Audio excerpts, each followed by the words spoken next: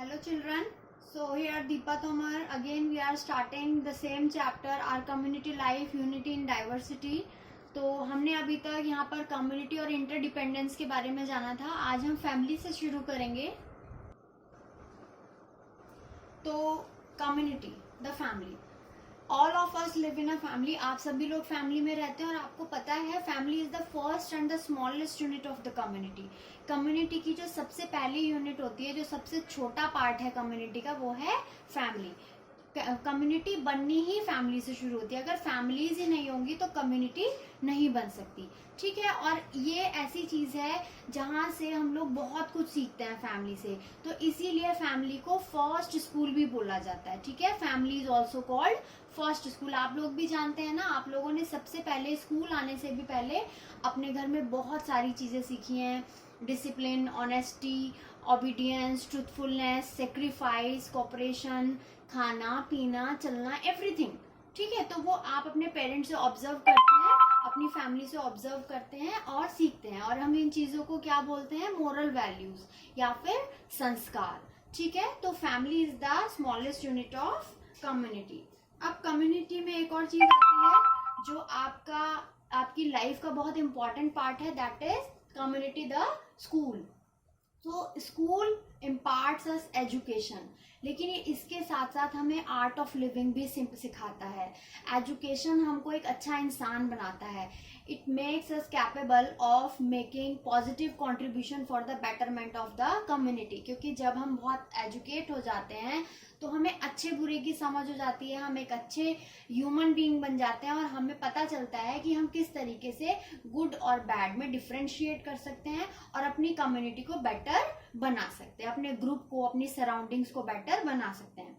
अभी कम्युनिटी का दूसरा पार्ट है नेबरहुड. नेबरहुड कैसे बनता है? बहुत सारी फैमिलीज एक ही सोसाइटीज में अलग अलग घर में रहती हैं. ठीक है. तो यही अलग अलग घर जो है, अलग अलग फैमिलीज हैं, बहुत सारे घर और फैमिली मिलकर नेबरहुड बनाते हैं. Every individual as well as community, whether at the village level or city or state level, national or international level, needs a friendly neighborhood. तो neighborhood, पड़ोस की जरूरत सबको होती है. आपको भी होती है, मुझे भी होती है, क्योंकि हम एक दूसरे पे इंटरडिपेंड होते हैं नेबरहुड में. मोर ओवर नेबरहुड से हम लोगों को सिक्योर फील होता है. We feel secure in neighbourhood. हम लोगों को पड़ोस में जब पड़ोस मिलता है तो हम लोगों को अच्छा लगता है और हम सेफ फील करते हैं, क्योंकि हमें लगता है कि एक दूसरे के साथ हम लोग ज्यादा स्ट्रांग हैं. तो चाहे किसी भी लेवल पे हो हम लोग, कम्युनिटी के हम लोगों को नेबरहुड की जरूरत होती है. Community economic development. तो jobs himself because he lived alone. तो पहले अर्ली मैन का क्या था कि वो अपने सारे काम खुद ही करता था, because he used to live alone. वो अकेला रहता था. when he started leading a settled life, लेकिन जब उसको जरूरत हुई, उसने जब एक जगह रहना शुरू किया, बहुत सारे अलग अलग लोगों के साथ रहना शुरू किया, कम्युनिटी में रहना शुरू किया, फैमिली के साथ रहना शुरू किया, तब वो उसने क्या किया, वो डिपेंड हो गया अलग अलग काम के लिए अलग अलग लोगों पे.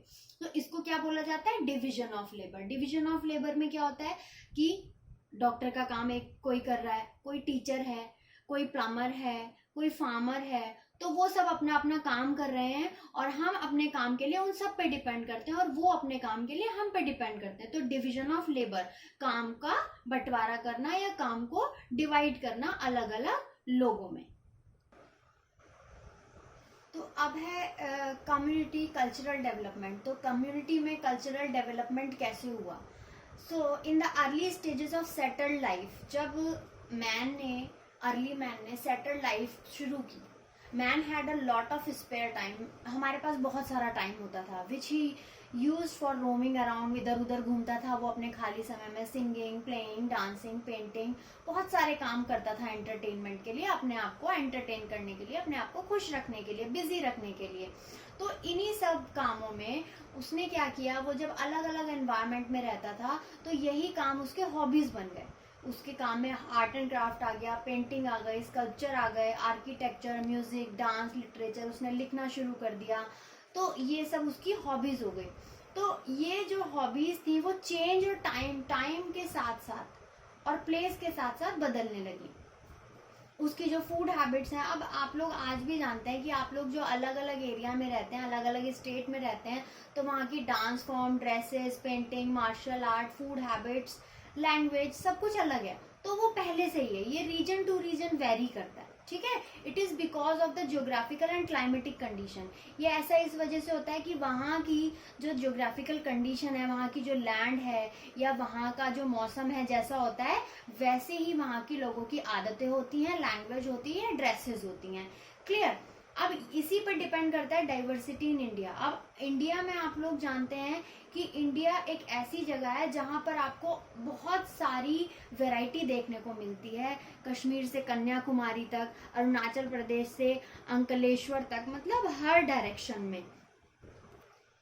तो इंडिया में ये जो वैरायटी होती है, आपने नोटिस किया होगा कि ये डाइवर्सिटी अलग अलग रीजन में पाई जाती है और अलग अलग लाइफस्टाइल है लोगों का, चाहे वो रूरल एरियाज हो या अर्बन एरियाज हो। It is so because the lifestyle of the people is directly related to their physical surrounding. तो मैं ये आपको बता चुकी हूँ कि जो हमारी हिस्ट्री है, ज्योग्राफी है, सोशल कॉन्टेक्ट्स हैं, इकोनॉमिक फैक्टर हैं, ये सब चीज़ें इंडिया की डाइवर्सिटी को इफेक्ट करते हैं। मतलब जो आप हर स्टेट में डिफरेंट तरीके के लाइफस्टाइल देखते हैं, वो क्यों देखते हैं? क्योंकि वहाँ की हिस्ट्री अलग तरीके की रही है, वहाँ की लैंड टाइप अलग है, वहाँ का मौसम अलग है, वहाँ के लोगों का कल्चर अलग है, इकोनॉमिक फैक्टर्स अलग अलग हैं। तो इन सब वजह से उन लोगों का लाइफस्टाइल अलग हो जाता है। अब इसके बाद है यूनिटी इन डाइवर्सिटी। तो मैंने आपको बताया कि इंडिया के जो रीजन हैं, स्टेट्स हैं, उनमें अलग अलग लैंग्वेजेस हैं, ड्रेसेस हैं, फूड है, लाइफस्टाइल है, रिलीजन है, लेकिन इसके बाद भी वी आर यूनाइटेड, हम एक साथ हैं। तो ये जो हम एक साथ हैं क्यों है? आपने देखा होगा कि जब हार्वेस्ट फेस्टिवल सेलिब्रेट किया जाता है, एग्जाम्पल के लिए बैसाखी, ठीक है, तो वो आप लोग भी सेलिब्रेट करते हैं, ठीक है। तो हार्वेस्ट फेस्टिवल क्या होता है? जब फसल काटी जाती है तो उसे हार्वेस्ट, उसको सेलिब्रेट करने के लिए, जो क्रॉप है उसकी खुशी मनाने के लिए, फसल की खुशी मनाने के लिए हार्वेस्ट फेस्टिवल मनाया जाता है। हार्वेस्टिंग होती है जो फेस्टिवल की, तो वो बैसाखी है। केरला में उसी को ओनम कहते हैं, तमिलनाडु में उसी को पोंगल कहते हैं। तो भले ही अलग अलग नाम है, लेकिन एक जैसे फेस्टिवल अलग अलग जगह मनाए जाते हैं। अब गरबा है, ठीक है, गुजरात में, वहाँ का डांस है। बिहू असम में है, राजस्थान में घूमर होता है। तो ये वहाँ का कल्चर है, हर जगह किसी ना किसी तरीके का डांस फॉर्म है, लेकिन है तो डांस ही ना। तो वो लोग अपनी खुशी को अलग अलग तरीके से जाहिर करते हैं। लेकिन इसके साथ साथ हम लोगों को भी कभी ना कभी गरबा करना अच्छा लगता है। अलग अलग डांस फॉर्म, भरतनाट्यम, कथक सीखना हमें अच्छा लगता है, भले ही वो हमारे स्टेट से रिलेट ना करता हो, but we love to enjoy different variety of our country. हमें हमारी कंट्री की अलग अलग वेराइटी को सीखना, उन्हें जानना, उनको सेलिब्रेट करना बहुत अच्छा लगता है। This is called unity in diversity.